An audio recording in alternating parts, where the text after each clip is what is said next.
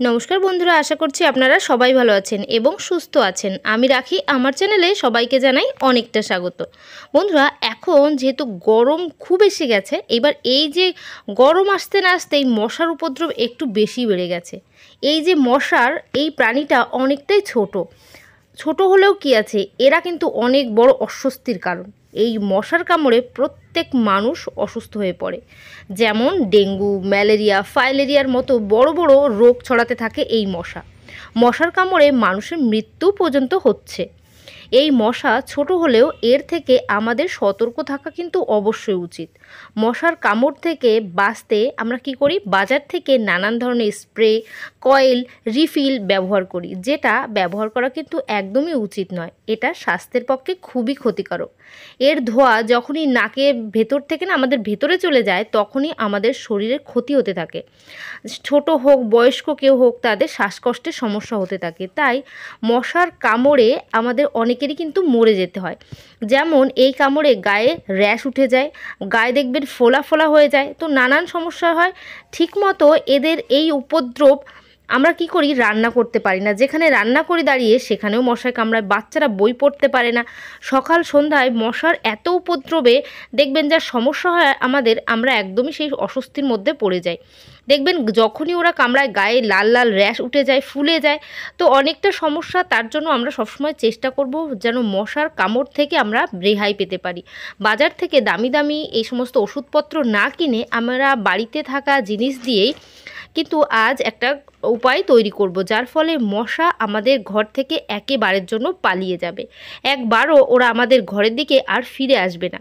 তো তার জন্য কি করতে হবে, চলেন দেখিয়ে দিই বিনা খরচে বাড়ির থাকা জিনিস দিয়ে কিভাবে কাজটা করছি। এখানে আমি কিন্তু দুটো পেঁয়াজ নিয়ে নিয়েছি।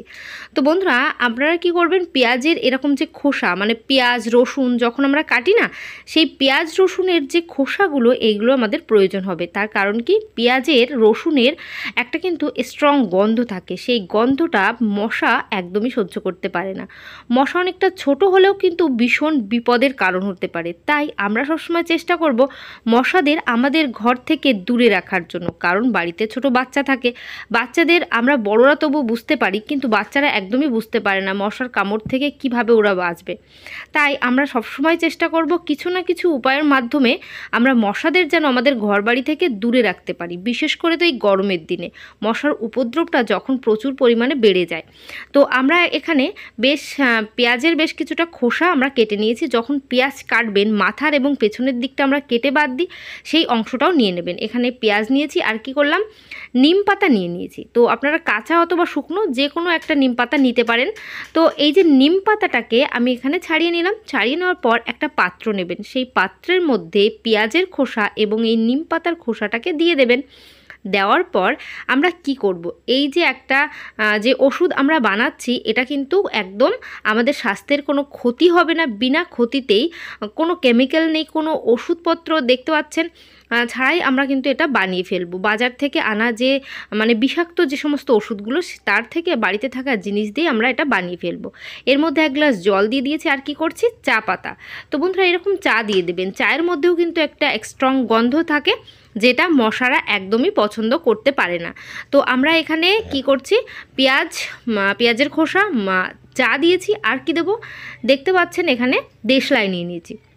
তো এই দেশলাইয়ের কাঠিগুলোকে দিয়ে দেবো। তো বন্ধুরা, না কাঠি তো দেবো না, এর মধ্যে যে বারুদগুলো আছে সেই বারুদগুলো আমরা এই মিশ্রণের মধ্যে দিয়ে দেবো। বারুদগুলো দিলে কি হবে, বারুদের যে একটা স্ট্রং গন্ধ, সেটা কিন্তু মশারা একেবারেই সহ্য করতে পারে না। তাই ওরা কিন্তু এই বারুদের গন্ধ যখন ওদের নাকে যাবে, ওরা কিন্তু একেবারের জন্য পালিয়ে যাবে। তো আমি আজ যে মিশ্রণটা বানাচ্ছি, এই মিশ্রণে শুধুমাত্র যে মশারা বাড়ি থেকে পালিয়ে যাবে একদমই নয়, ছোট ছোট পোকামাকড়ও কিন্তু বাড়ি থেকে পালিয়ে যাবে। ঘরের যে সমস্ত জায়গার মধ্যে দেখবেন ছোট ছোট পোকামাকড় দেখা যায়, যে সমস্ত জায়গা পোকামাকড়ের কারণে রোগ জীবাণু চলে আসে, দুর্গন্ধ চলে আসে, সে সমস্ত জায়গাও আমরা কিন্তু পরিষ্কার করব। কিভাবে কাজটা করব, এখানে ওভেনের উপর বসিয়ে দিয়েছি। আমরা এই জলটাকে একটু সময় ধরে ফুটিয়ে নেব। বন্ধুরা, যখনই জলটা একটু ফুটে উঠবে, চামচের সাহায্যে এটাকে মিশিয়ে দেব। ততক্ষণ পর্যন্ত জ্বালাবো যতক্ষণ কালার চেঞ্জ না হয়। তো দেখতেই পাচ্ছেন এখানে কিন্তু জলের কালারটা চেঞ্জ হয়ে এসছে। তার কারণ এর মধ্যে পেঁয়াজের একটা কালার এবং নিম পাতার কালার আস্তে আস্তে এর যে গুণাগুণ এর জলের মধ্যে চলে গেছে। আর কি করলাম, দুটো এক্সপায়ার হওয়া ওষুধ দিয়ে দিয়েছি। এর ফলে মশা মাছি তো পালাবেই, সঙ্গে কিন্তু ছোট ছোট যে সমস্ত পোকামাকড় আছে, যে রোগ জীবাণু ছড়াচ্ছে আমাদের রান্নাঘরে, তাদের থেকেও রেহাই পাবো। তো আমি এখানে জলটাকে বেশ কিছু সময় ফুটিয়ে নিচ্ছি। ফোটানোর পর আমরা কি করব, এই জলটাকে বন্ধ করে কিছু সময়ের জন্য রেখে দেব। আমি এখন কিন্তু এটাকে বন্ধ করে দিয়েছি, কিছু সময় এভাবে ঠান্ডা হওয়ার জন্য ছেড়ে দিতে হবে। তো আমি এখানে 10 থেকে 15 মিনিট পর ফিরে আসব। তো বন্ধুরা, কথা বলতে বলতে আমার 10 থেকে 15 মিনিট পর আমি ফিরে এসেছি। আসার পর জলটা দেখতে পাচ্ছেন কতটা কালার চেঞ্জ হয়ে গেছে। এইবার একটা ছেঁকনির সাহায্যে বাটির মধ্যে আমরা ছেঁকে নেব। তো এই যে ছেঁকে নিচ্ছি, ছেঁকে নেওয়ার পর এই যে জলটা আমরা পেয়েছি, মানে এই যে মিশ্রণটা তৈরি হলো, এই মিশ্রণটা কিন্তু দারুণ কাজে আসবে মশাদের তাড়াতে। আর শুধু যে টিপস ফলো করলেই হবে না, সেটা দেখতে হবে ভালো করে, স্কিপ করলেও হবে না। যে কিভাবে এটা ব্যবহার করছি সেটাও কিন্তু সঠিকভাবে ব্যবহার করতে হবে, তবেই কিন্তু মশার উপদ্রব থেকে আপনারা রেহাই পাবেন। একটা স্প্রে বোতল নেবেন, যদি স্প্রে বোতল না থাকে সেক্ষেত্রে এই ধরনের ছোট একটা বোতলের ঢাকনার মধ্যে সেফটি পিন অথবা সুচ গরম করে কয়েকটা ছিদ্র করে নেবেন, তাহলেও কিন্তু এই ছোটো বোতলটা স্প্রে বোতলের কাজ করবে। আমি এখন এই মিশ্রণটাকে বোতলের মধ্যে ট্রান্সফার করে নিচ্ছি। এই যে দেখতে পাচ্ছেন বোতলের মধ্যে আমি কিন্তু এই যে ওষুধটা বাড়িতে তৈরি করলাম এটা কিন্তু ঢেলে নিলাম। ঢেলে নেওয়ার পর এটা মশা যেখানে যেখানে থাকে সেই সমস্ত জায়গায় স্প্রে করে দেবেন। যেমন যে দরজার যে পর্দা থাকে, দরজার পর্দার আড়ালে মশাদের কিন্তু লুকিয়ে থাকতে দেখবেন। ঠিক সকাল অথবা সন্ধ্যা হবে, সেই সময় ওরা কিন্তু সেই পর্দার আড়াল থেকে বেরোবে আর সবাইকে মশায় কামড়াবে। এবং দরজা জানলা সমস্ত জায়গা দেবেন। আর কি করবেন, এই যে ওয়াশ বেসিনের মধ্যে বেশি করে আমি মিশ্রণটা দিয়ে দিচ্ছি। এর কারণ কি, কারণ এই ওয়াশ বেসিনের যে পাইপলাইনটার মধ্যে ছোট ছোট পোকামাকড় জন্ম নেয়, ছোট ছোট আরশোলার বাচ্চা জন্ম নেয়, যেগুলো রাতের বেলা কিন্তু এই পাইপলাইন থেকে উপরে উঠে আসে, যার ফলে খুব বাজে একটা দুর্গন্ধ ছড়াতে থাকে, প্লাস রোগ জীবাণু তো ছড়াতে থাকেই। তো আমরা কি করব, এরকম একটা মিশ্রণ ওয়াশ বেসিনে দিয়ে কিছু সময় এটা রেখে তারপর কিন্তু এটাকে ধুতে হবে, তার আগে ধোবেন না।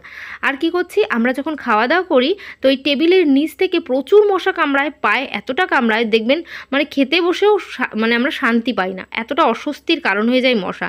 তো এই যে টেবিলের নিচেও আমরা একটু মিশ্রণটাকে ছড়িয়ে দিচ্ছি, তাহলেও মশা কিন্তু একদম এখান থেকে পালিয়ে যাবে। আমরা আর কি করছি, আর আমরা রান্নাঘরে দেখবেন আশেপাশে মশাদের উপদ্রবটাও দেখা যায়, তো সেখানে একটু জালনাতে ভালো করে, আর জালনা দরজা কিন্তু সবসময় বন্ধ রাখবেন, খোলা রাখবেন না, তাহলে কিন্তু সন্ধ্যার পর মশা ঘরে ঢুকে যাবে।